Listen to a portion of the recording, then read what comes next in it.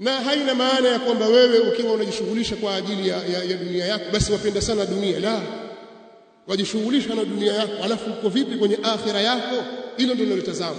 Siku moja Al-Hafidh Ibn Hajar rahimahullah ta'ala alikuwa kadhi kule Misri, Al-Asqalani mwenye Fathul Bari.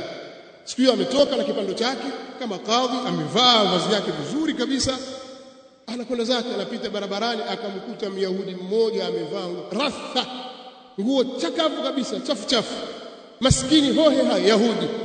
Yule Yahudi akamsimamisha, akamwambia qif, akamsimamisha kadhi yule, akamwambia uko wapi wewe na hadithi ya mtume wenu aliposema ad-dunya sijnul mu'min wa jannatul kafir?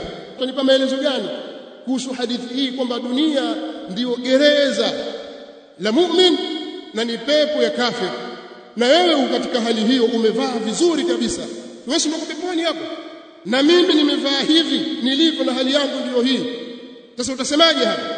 Ibn Hajar akamwambia, wewe pamoja na ugumu wa maisha yako ulionayo na nguo ulizovaa, in anta ma'a ta'asatika wa bu'sika, wewe pamoja na ukata wako ulionao na ugumu wa maisha yako ulionayo, ukilinganisha na huko akhira kwa haya utakayoyakuta, imitta kafira, ikiwa wewe utakufa kafir, utakwenda kuyakuta huko akhira ni mambo magumu sana. Hii ni pepo kwako. Ndio maana yake hayo mambo utakayokuta huko, na hali ukiwa wewe umekufa kafir na kufuru yako ulionayo, basi haya maisha yako magumu ulionayo haya hapa duniani, maadamu wewe ni kafir, maisha haya magumu ya wewe wala wanywa walala wenda huku warudi huku, basi hii mpepo kwako wewe, kwa sababu maisha ya huko akhira kwa kafiri ni magumu zaidi zaidi na zaidi.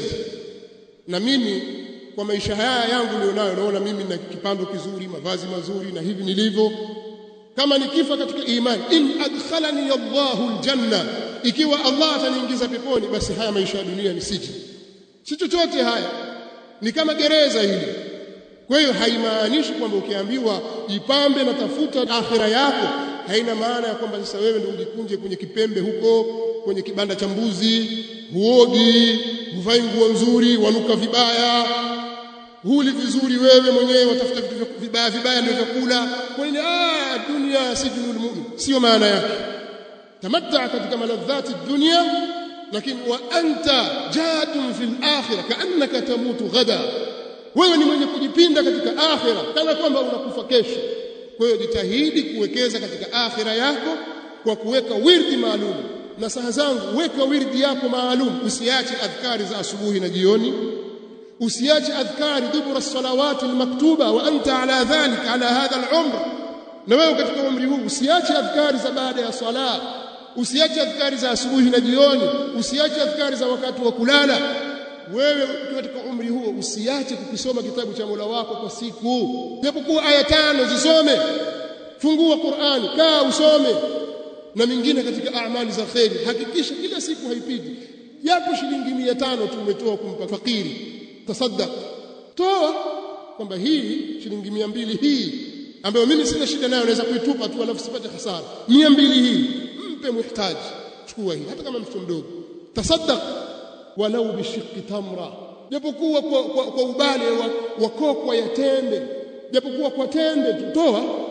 Kwa hiyo wewe jiwekee utaratibu huu katika maisha yako, na Allah subhanahu wa ta'ala akukute mauti, yakukute hali ya kuwa uko hivi. Fala tamutunna illa wa antum muslimun.